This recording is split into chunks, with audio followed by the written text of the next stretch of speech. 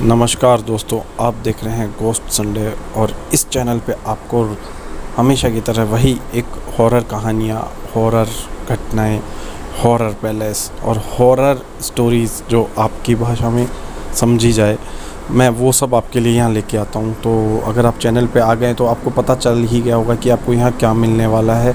फ़िलहाल बारिश का मौसम हो रहा है, तो बारिश के ऊपर जो बादलों की गरजने की आवाज़ है वो आपको सुनाई ज़रूर देगी, तो वो ध्यान रखिएगा।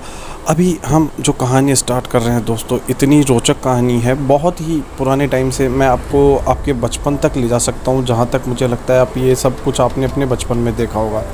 तो चलो फिर स्टार्ट करते हैं हॉरर स्टोरी का पहला पार्ट। दोस्तों, आप लोग जब अपने गाँव में थे, जब आप बचपन में रहे होंगे गाँव में, अब तो क्या सिटियाँ बहुत विकास में हो गई है, तो आप स्टोरी को थोड़ा पीछे जाके और फील करके एंजॉय करिए।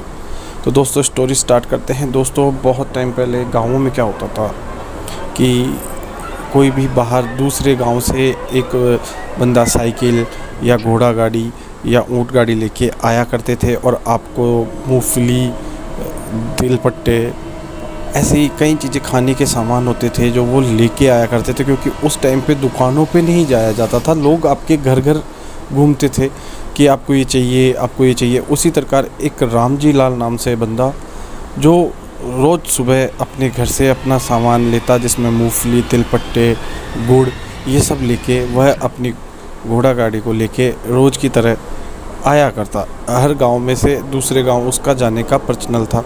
वो हमेशा एक एक गांव से होता हुआ आगे निकला करता था। रोज़ का उसका नियम था, सुबह जल्दी ही वो घर से निकल जाता।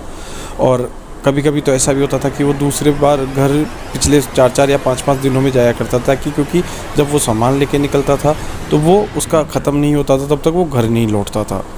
तो एक दिन ऐसे ही वो अपने घर से निकला। अच्छा, उसने अपना सामान लोड किया और अपने यहाँ पे हर गांव में धीरे धीरे चलता गया। ऐसे उसके कंटिन्यू 4-5 दिन निकले। फिर एक दिन वो वापस अपने घर पहुंचा और वहाँ से उसने सामान लिया और आगे निकला। अब आगे के गाँवों में सफ़र तय करना था, तो कुछ देर वो पैदल चलता गया।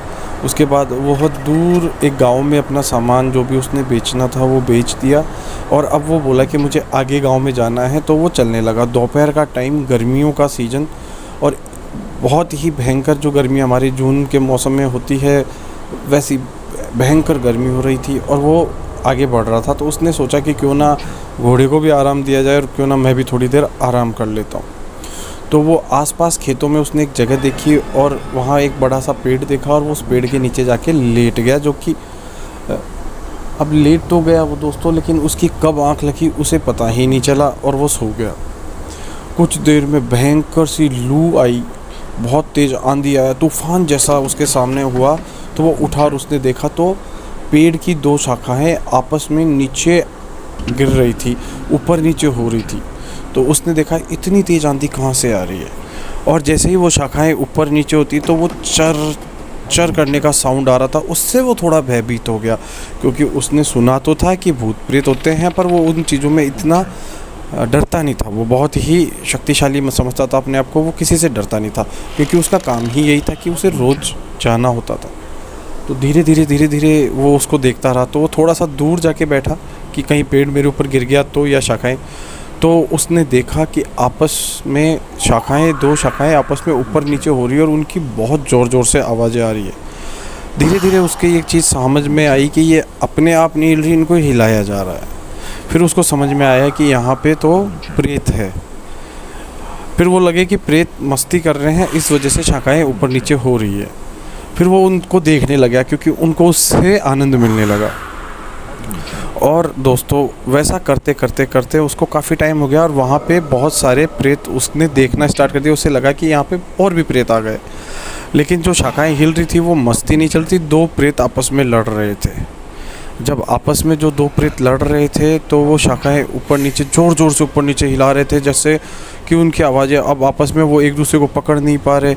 इसको देख के वो उसको और आनंद लगाने लगा। जहाँ 2 थे वहाँ 4 हो गए, जहाँ 4 थे वहाँ 8 प्रेत हो गए, और वहाँ प्रेतों का मेला ही लग गया, और आपस में प्रेत एक दूसरे से लड़ाई कर रहे। अब आगे वो इस चीज़ को देख रहा था, भाप रहा था कि अब अगर मुझे कोई नुकसान हुआ तो, क्योंकि डर किसी न किसी कोने में कहीं ना कहीं हर किसी के होता है, तो उसे भी वो भय लगने लगा। जैसे जैसे उसे वो भय लगने लगा तो वो समझने लगा कि यार अब मेरे साथ बहुत कुछ प्रॉब्लम हो जाएगी, तो यहाँ से निकलने में ही फ़ायदा है। लेकिन जैसे ही शाखाएं टूटी दोस्तों, टूटते ही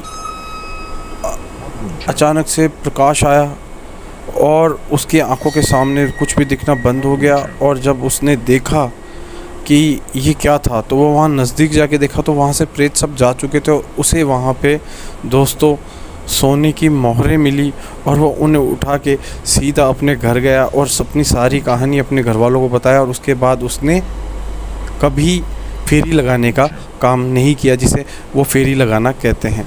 उम्मीद करता हूँ कहानी आपको पसंद आई होगी। पसंद आई होगी तो लाइक, कमेंट, शेयर, सब्सक्राइब रुकने नहीं चाहिए। आपको सब्सक्राइब करना है अगर आपको आगे ऐसी और स्टोरीज़ सुननी है।